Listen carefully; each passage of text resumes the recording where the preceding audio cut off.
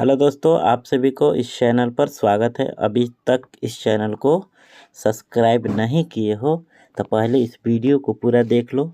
यदि इसका जो क्वेश्चन का आंसर है ना अच्छा लगे तब इस वीडियो को देखने के बाद इस चैनल को सब्सक्राइब करना, इस वीडियो को अपने दोस्तों में शेयर करना।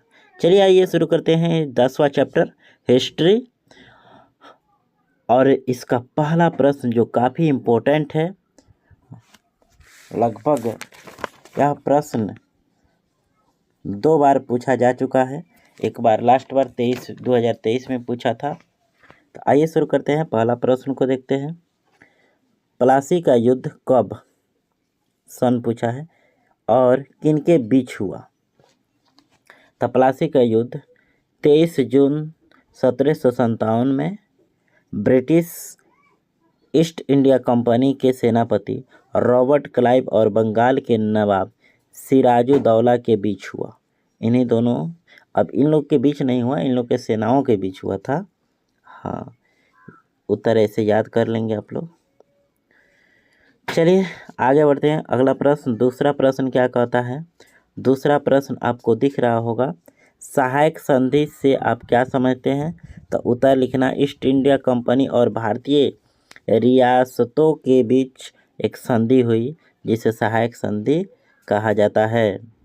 ठीक है, आगे तीसरा प्रश्न को देखते हैं। तीसरा प्रश्न क्या कहता है। उपनिवेशवाद, उपनिवेशवाद का क्या अर्थ है।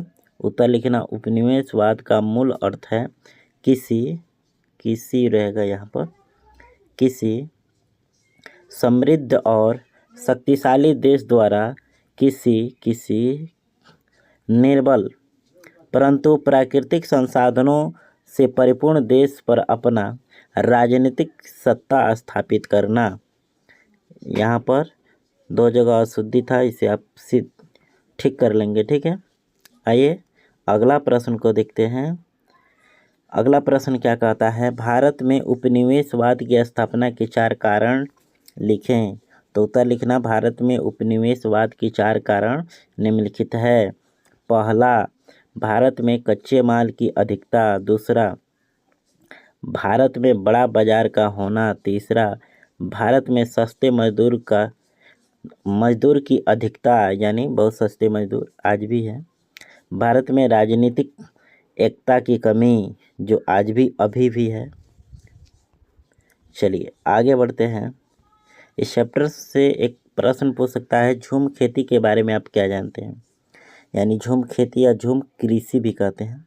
तो झूम कृषि एक आदिम प्रकार की कृषि है जिसमें पहले वृक्षों तथा वनस्पतियों को काटकर उन्हें जला दिया जाता है और साफ की गई भूमि पर पुराने उपकरणों जैसे हल कुदाल के सहारे पुराने उपकरणों से जुताई करके बीज बो दिए जाते हैं। ठीक है, आगे बढ़ते हैं। 6ठा नंबर प्रश्न को देखते हैं।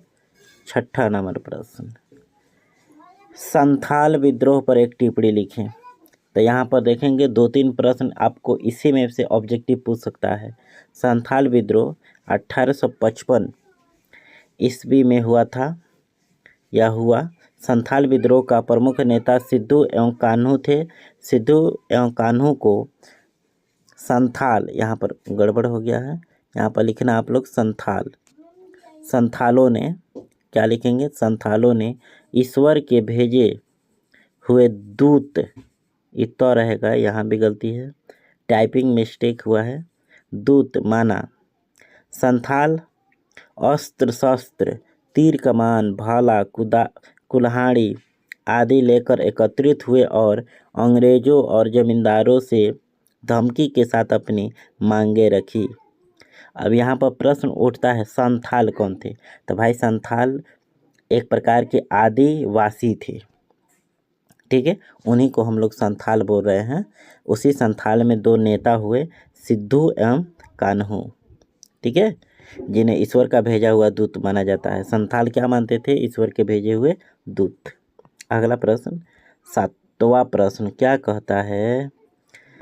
कहता है अस्थाई बंदोबस्त से कंपनी को क्या लाभ हुआ। अस्थाई बंदोबस्त से कंपनी को निम्नलिखित लाभ हुआ। पहला, इससे कुछ समय के लिए बंगाल की आर्थिक स्थिति में सुधार हुआ। दूसरा, इससे कंपनी की आय आय आय आय आय माने इनकम, अंग्रेजी में इनकम, ठीक है। हिंदी में आय लिखना, आय, यहाँ पर ए नहीं होगा, आय निश्चित हो गई, सुधार कर लेना, ठीक है भाई।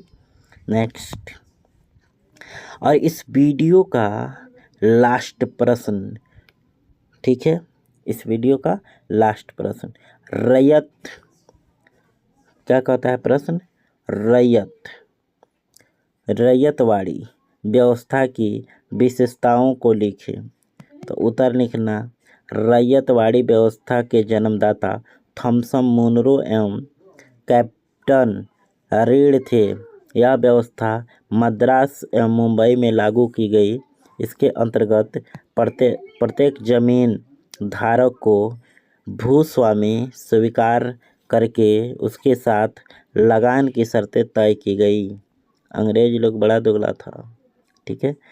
इस प्रकार इस चैप्टर 10वां चैप्टर के जो जितने भी इम्पोर्टेंट प्रश्न थे आपको यहाँ पर हमने लिखा दिया।